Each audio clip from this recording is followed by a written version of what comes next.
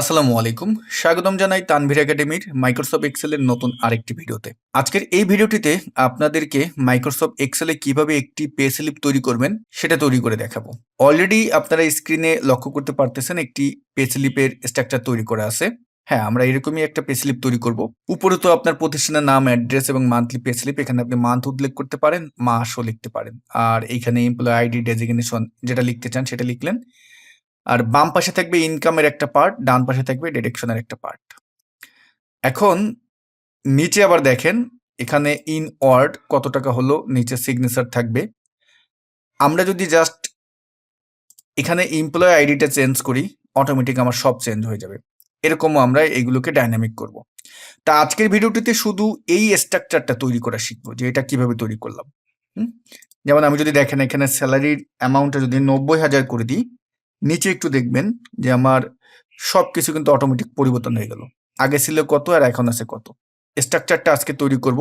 Next ভিডিওতে আমরা salary শিটের যা যা দরকার হয়, কিভাবে একটা স্যালারি শিট তৈরি করবেন সেটা দেখব। পাশাপাশি স্যালারি শিটের মাধ্যমে এই যে পে স্লিপটা আজকে তৈরি করব, এটাকে কিভাবে ডায়নামিক করবেন, যে জাস্ট এমপ্লয় আইডিটা বসিয়ে দেবেন, বাকি সবগুলো ডায়নামিক হবে, সেটা তৈরি করা শিখব। এবং যদি ওই ভিডিওতে সময় পাই তাহলে সাথে সাথে দেখাবো যে আপনার স্যালারি শিটে যদি 100 স্টাফ থাকে বা 200, 300, 500 যতগুলি থাকুক স্টাফ, তাদের পে স্লিপ জাস্ট এক ক্লিকে তৈরি করে ফেলবেন।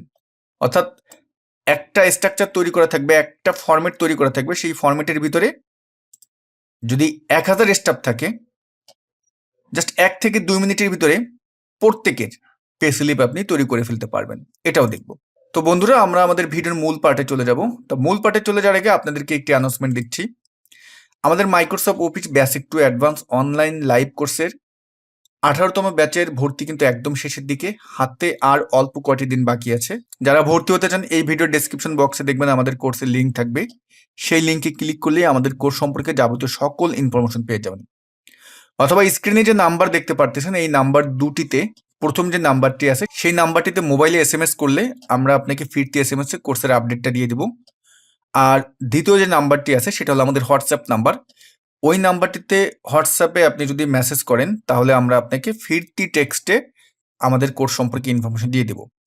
অনুগ্রহ করে ওই নাম্বারগুলোতে কেউ ফোন দিবেন না এবং কোর্স বাদে অন্য কোনো বিষয় নিয়েও নক করবেন না। আশা করি বিষয়টা আপনারা বুঝতে পেরেছেন। তা চলুন আজকের ভিডিওর মূল পার্টে চলে যাই। আমাদের একটি ব্ল্যাঙ্ক ওয়ার্কশিট চলে আসলো সামনে। আমরা এটাকে জুম ইন করতেছি। এখন একটা কলাম আমরা ফাঁকা রাখলাম এবং একটা রো আমরা ফাঁকা রাখবো। রেখে এই B2 যে সেলটি আছে সেখানে আপনার প্রতিষ্ঠানের নামটি লেখেন। আমি যদি লিখি তানভীর একাডেমি কম্পিউটার সেন্টার, ওকে, এটা লিখলাম। এখন নিচের সেলটাই লিখবেন, আমরা অ্যাড্রেসটা লিখব। আমি অ্যাড্রেস লিখতেছি মিরপুর 13, ঢাকা, বাংলাদেশ। তারপরে নিচেটা লিখবেন, তারপরে নিচের সেলটা লিখবো যে মাসের পে স্লিপ সেটা, অথবা মান্থলি পে স্লিপ এটাও লিখতে পারেন। আমি লিখতেছি। আপনাদের সুবিধার জন্য এই ভিডিওর প্র্যাকটিস ফাইলটা আমি আমার এই ভিডিওর ডিসক্রিপশন বক্সে দিয়ে দেবো। এটা ডাউনলোড করেও আপনার প্র্যাকটিস করতে পারবেন। এখন আমরা নিচে একটা রো ফাঁকা রেখে পরবর্তী রোর এই যে B6 যে সেলটি আছে এখানে আমরা সেল সিলেক্ট করলাম করে এখন এখানে আপনি লিখবেন ইএমপি আইডি লিখতে পারেন। এমপ্লয় আইডি লেখার পরে আমরা এখানে D6 সেলে আসব। D6 এ এখানে এসে আমরা লিখব নেম, ইএমপি নেম, এবং ঠিক এমপ্লয় আইডির নিচে এসে আবার লিখবো আমরা ডেজিগনেশন। এইখানটায় এসে আমরা লিখব স্যালারি, ওকে। আর নিচে এখানে এসে আমরা লিখব ইনকাম, আর এইখানটায় লিখবো ডিডাকশন। এভাবে লেখার পরে এখন আমরা একটু স্ট্রাকচারটা তৈরি করি। সেটা তৈরি করার জন্য যে কাজটা করব, এই দুটাকে আমরা সিলেক্ট করে হোম মেনুতে গিয়ে মার্জান সেন্টার করে দিই, এটাকেও সিলেক্ট করে মার্জান সেন্টার করে দিই। আর এখানটায় আমরা একটু বড় করে দিই, এটাকে এখানটাও একটু বড় করে দিই, হ্যাঁ। আর এইখানটায় এতটুকুন সিলেক্ট করে মার্জান সেন্টার আমরা সবগুলো সিলেক্ট করেও মার্জান সেন্টারে গিয়ে মার্জ অ্যাক্রস করে দিই, অ্যালাইনে গিয়ে সেন্টার করে দিলাম। এটার আগে দিয়ে দিই ক্লন, নিচে এসেও এই সেলটাই দিয়ে দিই আমরা ক্লন, এই সেলটাও দিয়ে দিই ক্লন, এই সেলটা দিয়ে দিই ক্লন। ওকে, এখন এখানে আমাদের যে পয়েন্টগুলো আছে সেগুলো লিখবো, যে আপনার কোন ইনকামের যে ধাপগুলো সেটা লিখবো। তো ইনকাম কি কি হতে পারে?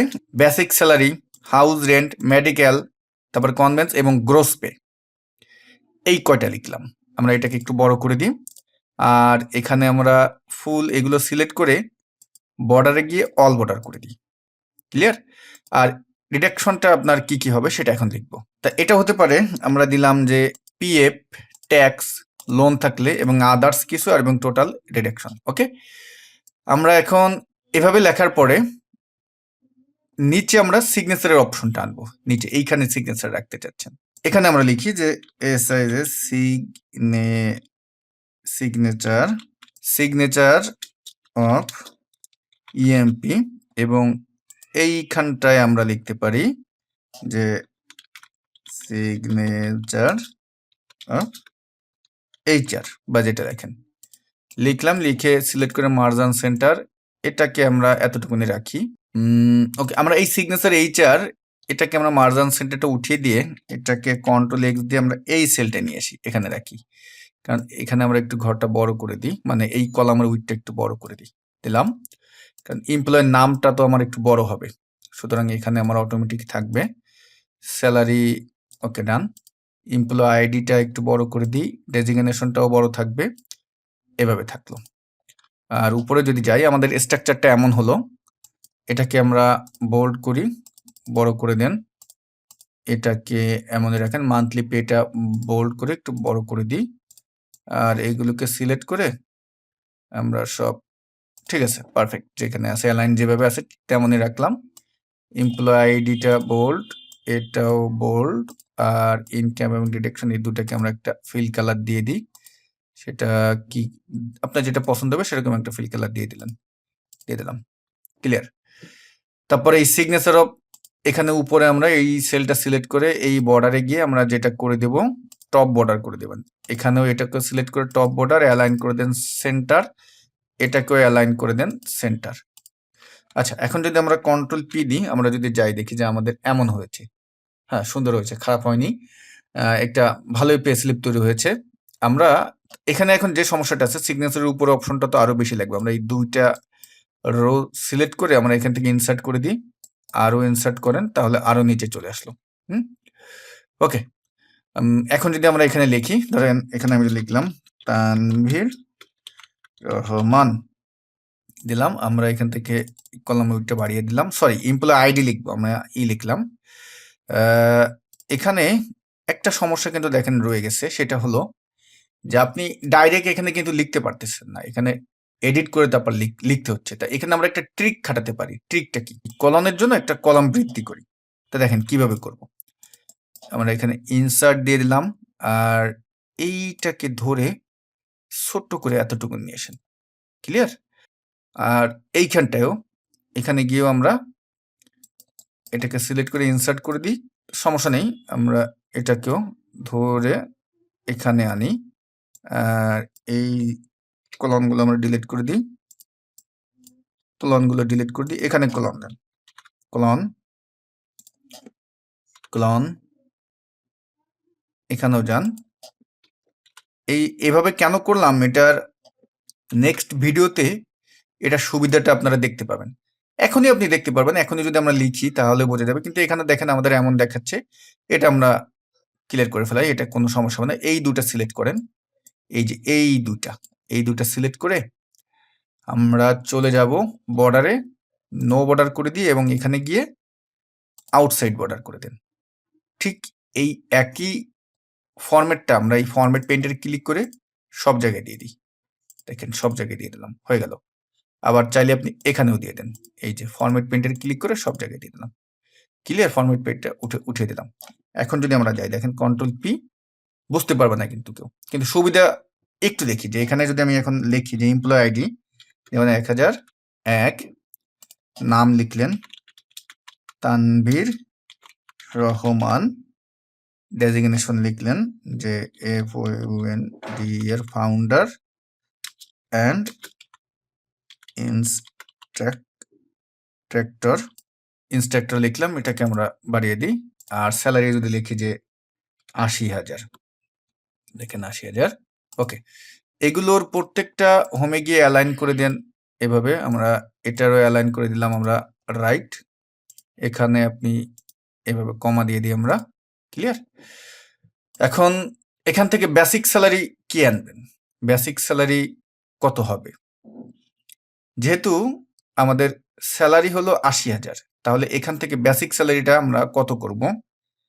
ধরেন ইকুয়াল দিলাম এই মূল স্যালারি থেকে, উদাহরণস্বরূপ আমি যদি ইনটু দি ৮০% দিলাম, ধরেন ৮০%, তাহলে এইটা হলো আমার বেসিক স্যালারি। তাহলে আমার আর হাউস রেন্ট আপনি দিতে চাচ্ছেন এই স্যালারি থেকে ইনটু ধরেন 10%।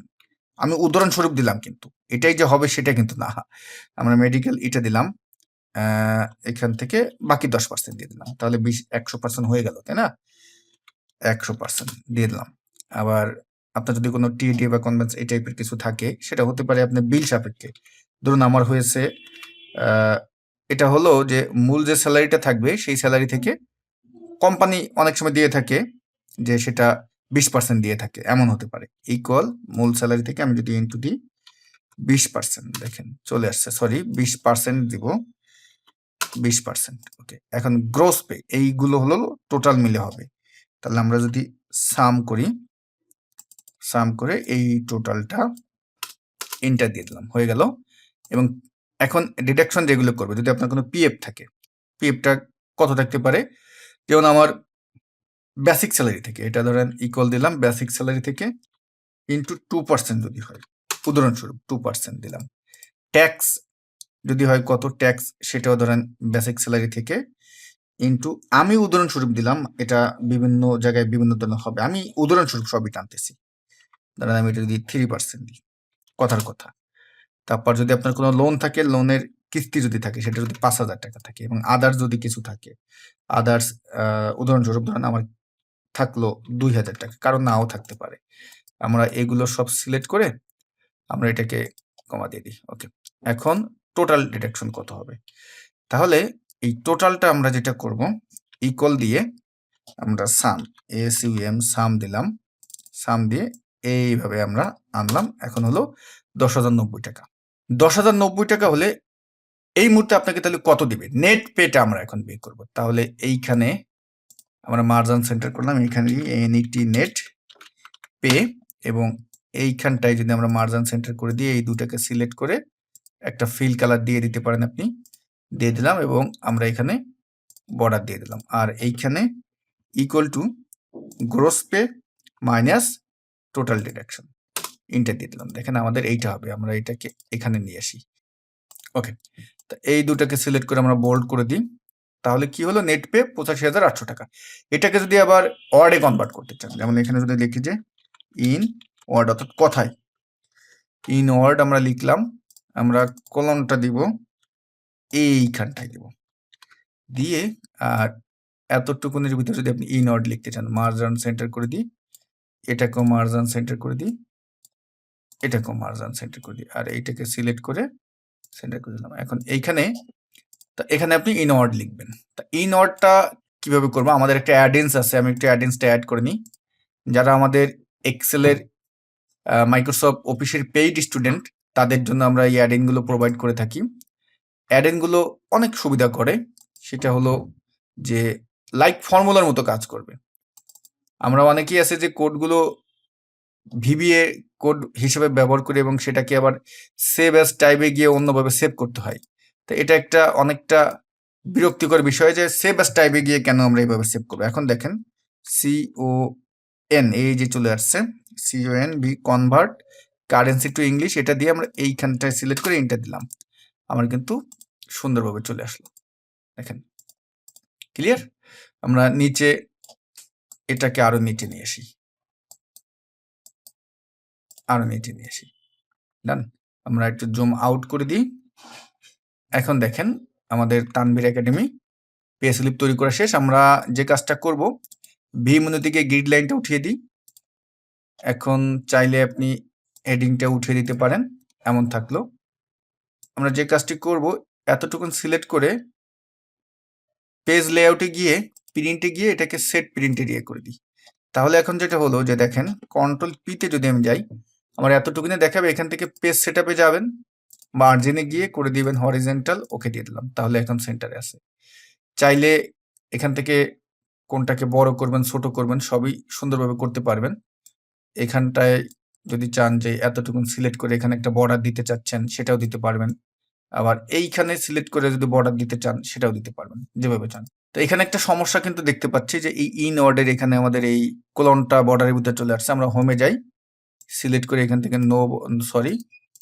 আমরা করে দিব প্রথমে নো বর্ডার, তারপর করে দিব আউটসাইড বর্ডার। এখন কিন্তু বোঝা যাবে না।